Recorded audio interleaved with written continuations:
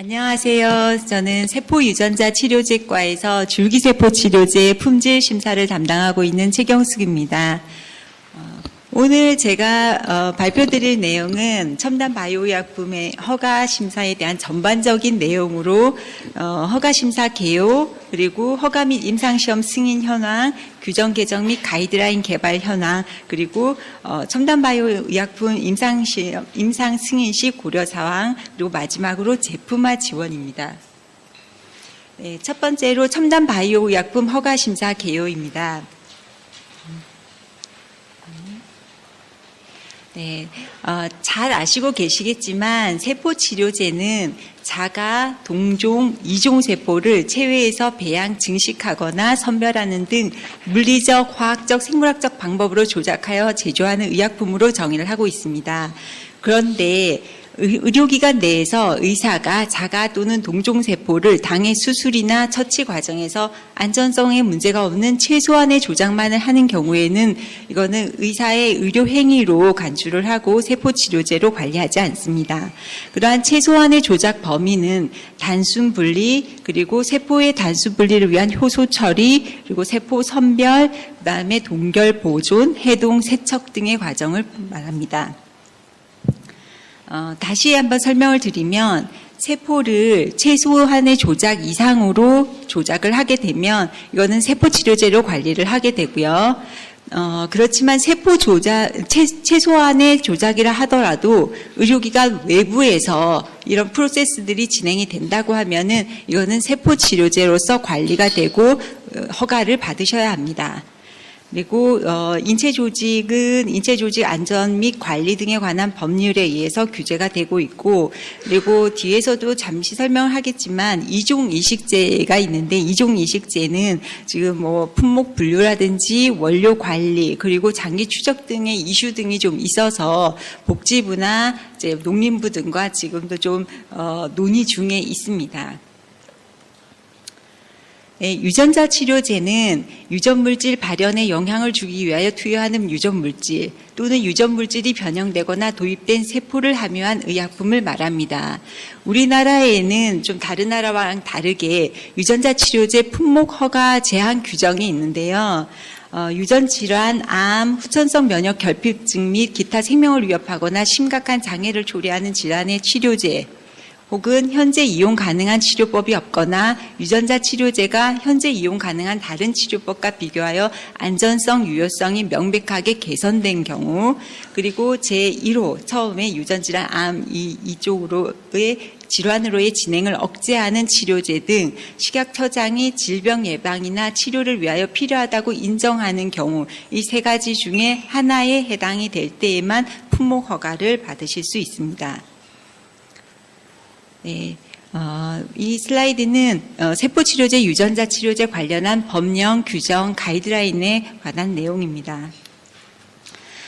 임상시험 승인 신청하는 절차를 보면요, 임상시험 이제 의뢰자가 식약처에 승인 요청을 하게 됩니다. 제출 자료들을 다 꾸려서 승인 요청을 하게 되면 식약처에서는 이제 자료를 검토를 하고 보완 요청을 하고, 그리고 승인은 이제 30일간의 검토를 통해서 승인을 하게 되고요. 그리고 이 임상시험 의뢰자는 별도로 또 이제 임상시험 기관을 계약을 해서 임상시험 거기에 이제 임상시험 책임자를 통해서 IRB 승인을 받고, 그리고 치료 그 피험자한테 동의를 받은 다음에 임상시험을 실시를 하게 됩니다. 그래서 이런 임상 1상, 2상, 3상 시험 결과가 이제 잘 나와서 품목 허가를 신청을 하게 되면, 그러면 식약처에서 이제 이런 실시 기관 실사 등을 거쳐서 품목 허가를 하게 됩니다. 먼저 임상시험 승인 시 제출 자료는 의약품 임상시험 등 계획 승인에 관한 규정 제5조에 나와 있는데요.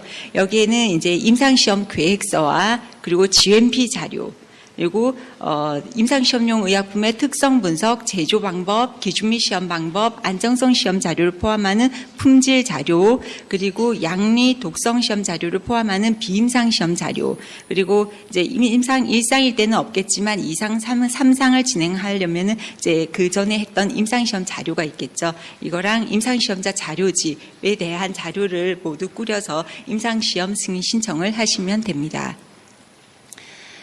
임상시험 승인 신청 시 제출 자료의 범위는 그 임상시험의 종류에 따라서 조금 다른데요.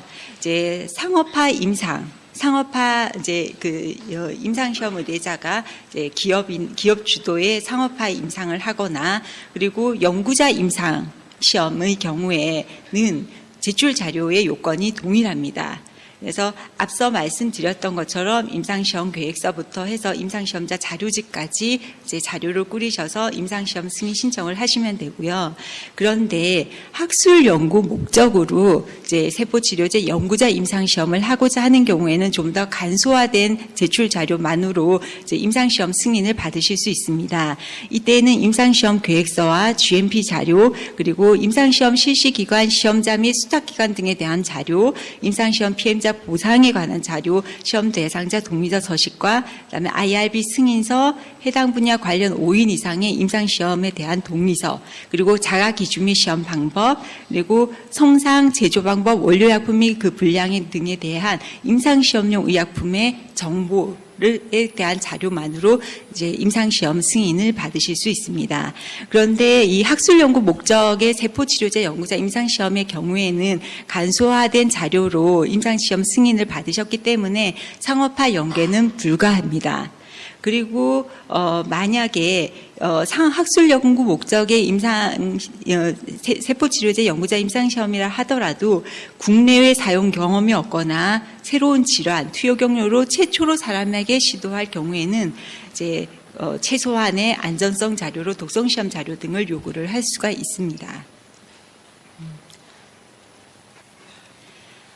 그리고 이제 임상시험을 마치고 품목허가 시 제출 자료는 GMP 평가 자료, 그리고 기준 및 시험 방법에 관한 자료, 그리고 그러니까 이 제품에 관한 자료와 안정성, 독성, 양리작용, 임상시험 성적과 외국의 사용 현황, 국내 유사 제품과의 비교 및 특성에 관한 자료 등을 모두 포함한 안전성, 유효성에 관한 자료, 그리고 위해성 관리 계획에 대한 자료를 제출하셔서 품목 허가를 받으실 수 있습니다. 관련 규정은 의약품 등의 안전에 관한 규칙과 생물학적 제재 등의 품목 허가 심사 규정에 나와 있습니다. 의약품 허가 절차 및 안전관리 개요입니다. 일반적으로 이제 품목 허가를 받으시기 위해서는 이제 이 단계를 거치게 되는데요. 이제 비임상 개발 단계에서 독성 시험 자료는 모두 GLP 규정을 준수를 하셔야 합니다. 그리고 임상 시험을 진행을 하시면서는 임상 시험은 GCP 규정을 준수를 하셔야 되고, 그리고 임상 시험용 의약품은 GMP에 맞게 제조를 하셔야 합니다. 그래서 임상 1상, 2상, 3상을 마치고 이제 임상시험 결과가 잘 나와서 품목허가를 신청을 하게 되고요. 그리고 품목허가 후에 품목허가를 받고 나면은 이제 이 품목허가권자는 여러 가지 종류의 이제 허가 후 요구사항들을 부여를 받게 되는데, 거기에는 재심사, 재평가, 그리고 주기적 이상 반응 보고, 그리고 줄기세포인 경우에는 전수조사, 그리고 줄기세포와 유전자 치료제의 경우에는 장기 추적, 그리고 위해성 관리 계획 등을 이제 제출하셔야 되고요. 그리고 전체 심사 기간은 품목 허가에 따른 전체 심사 기간은 115일이고, 그리고 품목 허가 때 안전성이나 유효성 관련해서 이슈 사항이 발생했을 때는 저희가 중앙약사심의위원회 등을 통해서 과학적인 자문을 통해서 품목 허가를 하고 있습니다. 네, 이제 앞서의 경우에는 일반적인 그런 의약품 허가 과정이고요. 항암제라든지 희귀의약품, 그리고 자가유래 피부세포 치료제나 자가유래 연골세포 치료제, 그리고 생명을 위협하거나 중증의 비가역적 질환에 사용하는 세포 치료제의 경우에는 앞서와 좀 다르게 1 이상 시험을 마치고 조건부 허가를 신청하실 수 있습니다. 그리고 조건부 허가를 받으시고 난 이후에 이제 치료적 확증 임상 시험을 그때 수행을 하시면 되고요. 마찬가지로 이렇게 조건부 허가를 받은 제품도 허가 후 부여되는 그런 요구사항들에는 앞서와 동일하게 재심사, 재평가 등 모든 요구사항들은 동일합니다. 근데 이제 질문을 이렇게 하시는 경우가 어떤 게 있냐면, 여기서 자가유래 세포 치료제는 조건부 허가 대상이다 하니, iPS 셀로 자가유래 iPSC 셀을 만들어서 그걸로 피부세포 치료제를 만들었을 때 이게 조건부 허가 대상이냐라고 이제 질문을 하시는 경우가 있어요. 그 경우에는 이 조건부 허가 대상이 아닙니다. 여기에서 말하는 자가유래 세포 치료제, 피부세포 치료제, 연골세포 치료제는 자기의 피부로부터 피부 유래 피부세포 치료제를 만드는 거고요. 그러니까 자가 연골세포에서 그냥 배양을 통해서 연골세포 치료제를 만드는 경우에 해당이 되고, iPSC처럼 이렇게 아주 특성이 엄청나게 변하는 이런 경우에는 해당이 되지 않습니다.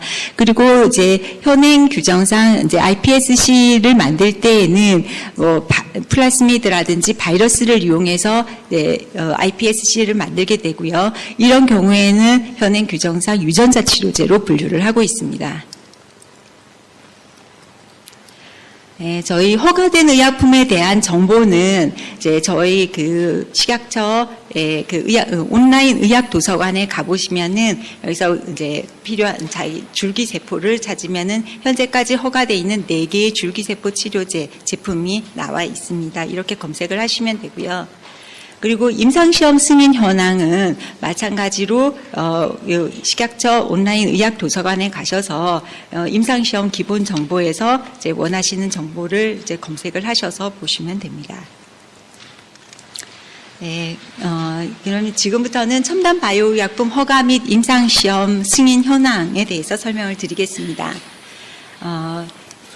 세포치료제, 허가된 세포치료제는 현재까지 15개 제품이 허가가 되어 있습니다. 거기에는 줄기세포 치료제 4개와 면역세포, 그리고 이제 최소한의 조작이긴 하지만 이제 제조사에서 병원 밖 제조사에서 제조되었기 때문에 이제 최소한의 조작이지만 세포 치료제로 관리하는 최소 조작 제품 세포도 포함이 되어 있습니다.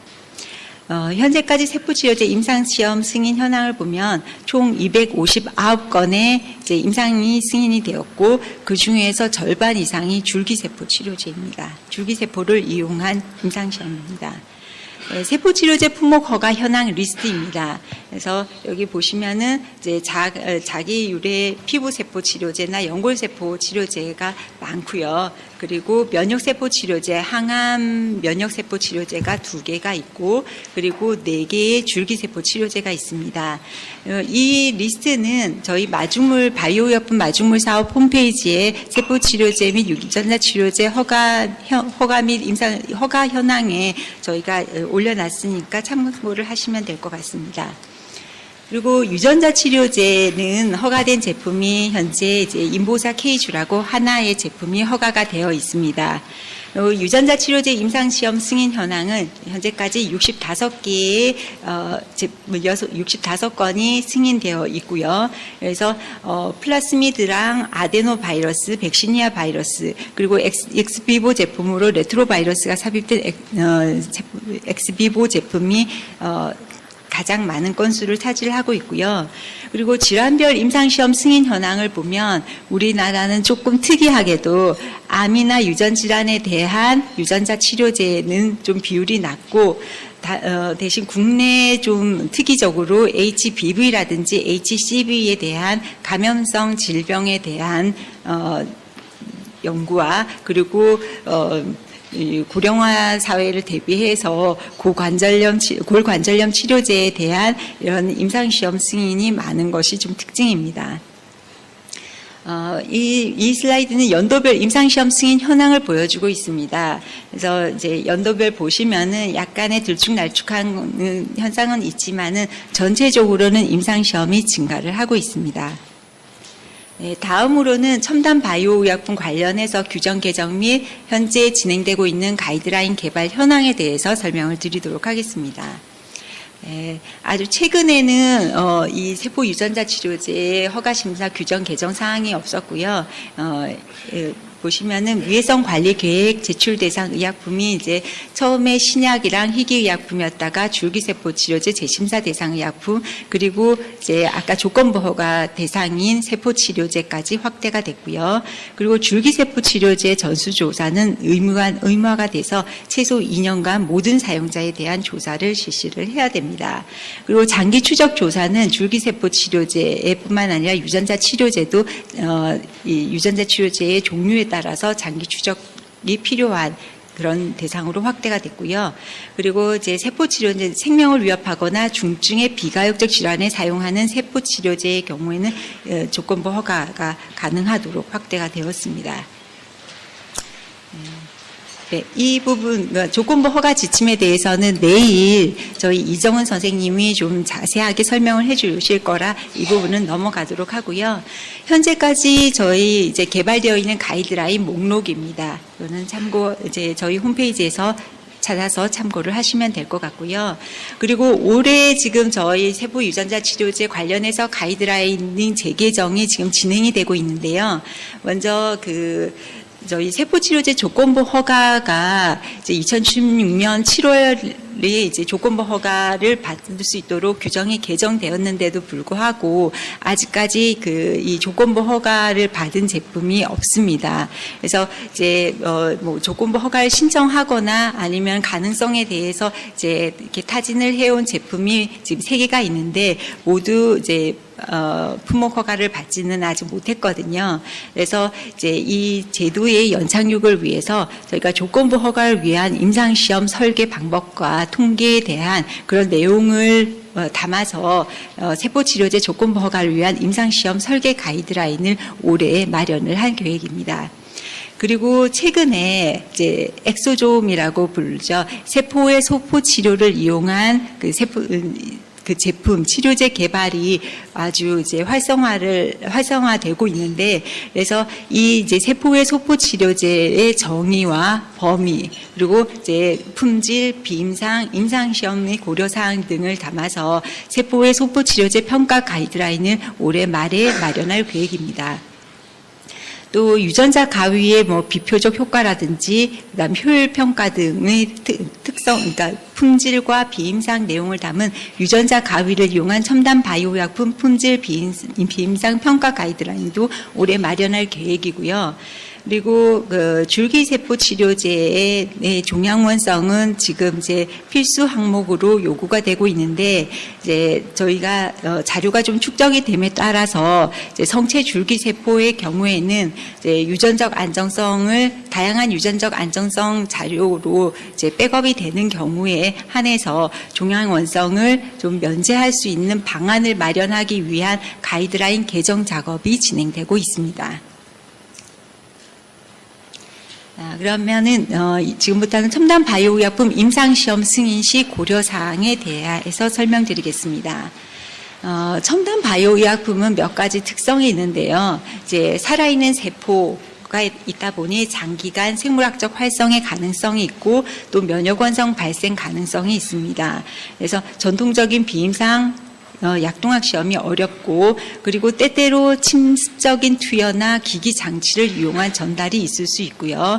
그리고 제품 생산에서 제조의 한계, 그리고 이제 사용 기간이 짧은 문제 등 그런 것들이 있고, 세포의 경우에는 이제 줄기세포가 해당이 될 텐데요. 종양 형성이라든지 분화, 변형, 이동 등 이런 것들이 가능하고, 유전자의 경우에는 저희가 의도한 대로 이제 유전자 발현이 이제 조절이 되지 않을 수가 있고, 유전자 삽입에 의한 종양 생성, 그리고 바이러스 제제의 경우에는 이제 체외 전파의 위험성 등이 있습니다. 그리고 유전자 변형 세포는 세포 치료제와 유전자 치료제의 위험성을 모두 고려를 해서 이런 것들을 반영해서 임상시험 디자인 같은 거를 고려를 하셔야 합니다. 품질 고려 사항을 보시면은 이제 세포 이용 제제의 경우에는 완제품이 살아있는 세포죠. 그래서 제조 공정이 살아있는 세포다 보니 뭐 멸균을 하거나 할 수가 없기 때문에 제조 공정 중에 무은 상태를 유지하는 것이 중요합니다. 또 제조 공정 중에 사람이나 동물 유래의 원료를 사용하게 되기 때문에 전체에 걸쳐서 엄격한 미생물 관리가 필요합니다. 또 대부분 좀 짧은 반감기를 가진 제품들이 많아서 배치 출하 시에 품질 관리 시험이 완료되지 않을 수가 있습니다. 그리고 특히 자가 세포 치료제의 경우에는 소규모 생산으로 인해서 품질 관리 시험에 충분한 검체량을 확보하지 못할 수도 있습니다.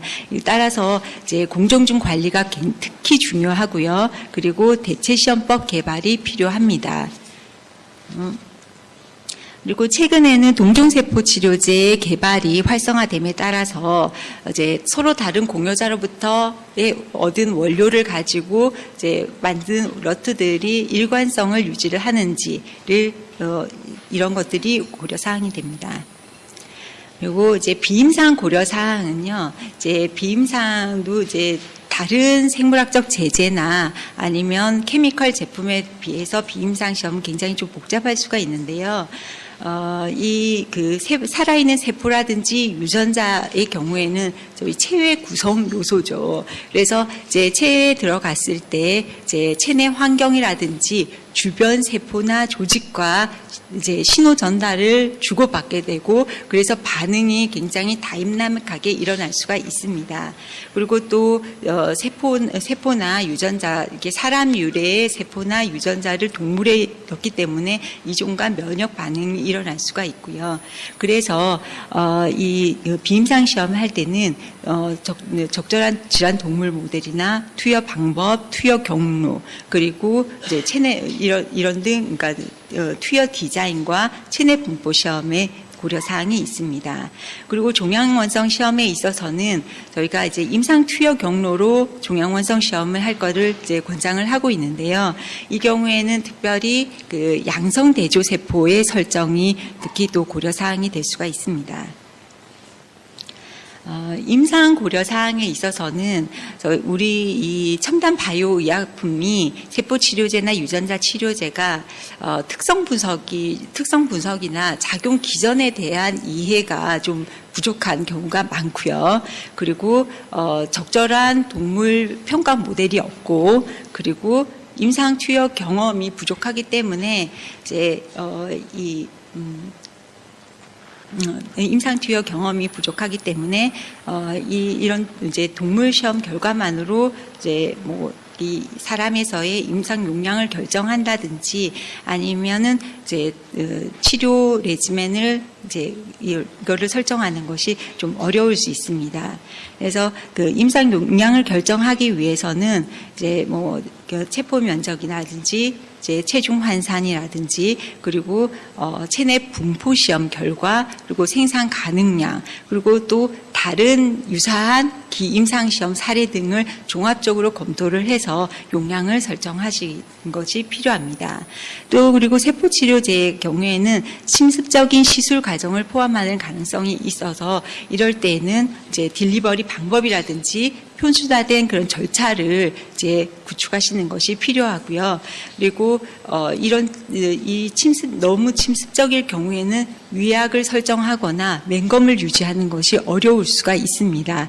그래서 이럴 때는 특별히 대조군 설정이 더 고려사항이 될 수가 있습니다. 또 이런 첨단 바이오 의약품들은 임상 투여 경험이 부족하다 보니 종양 형성이 된다든지 이소 조직이 형성이 된다든지 그리고 이런 이제 장기간 유효성이 유지가 되는지 이런 것들에 대한 좀 정보가 없기 때문에 이 장기 추적이 필요합니다. 그래서 장기 추적을 할 때 그러면 장기 추적의 시간을 얼마나 할 것인지 방법은 어떻게 할 건지 등에 대한 고려가 필요합니다. 그래서 이런 고려 사항들을 어떻게 이제 제품별로 이런 고려 사항들에 대해서 어떻게 풀어나갈지에 대해서는 오늘 오후와 그리고 내일에 걸쳐서 품질 비임상, 임상시험에 대해서 이제 발표가 있겠습니다. 마지막으로 첨단 바이오약품 제품화 지원입니다. 먼저 첫 번째로 이제 첨단 융복합 제품 개발이 최근에 굉장히 이제 활성화되고 있는데요. 그래서 첨단 융복합 제품의 개발 지원을 위해서 저희가 이제 첨단 융복합 제품 기술 지원 사업을 하고 있습니다. 이 사업에서는 이제 주로 저희가 품목 분류를 하고 있고요. 그리고 이런 그 첨단 융복합 제품에 대한 기술적 상담을 이제 담당을 하고 있습니다. 여기에서 품목 분류의 예시를 이제 보여드리면은 동종 중간엽 줄기세포와 합성 구분자 화합물을 이용한 3D 프린팅 이제 제품이고요. 인공기관입니다. 이 제품은 저희가 품목 분류를 주작용 양식이 의약품, 그래서 이제 세포치료제인 의약품, 의료기기 복합조합 품목으로 이제 분류를 했고요. 그 분류한 근거는 주작용이 세포에 의한 결손 조직의 재생이고 지지체에 의한 구조 및 형태는 보조작용이기 때문에 이제 이렇게 분류를 했습니다. 그래서 담당 부서는 이제 주관은 세포 유전자 치료제가 담당을 하고요. 그리고 의료기기 심사부에서 협조 부서로 같이 참여를 하게 됩니다. 그리고 현재에는 이제 캡슐화된 동종 혹은 이종 체도세포에 대한 품목 분류를 지금 복지부랑 논의 중에 있습니다.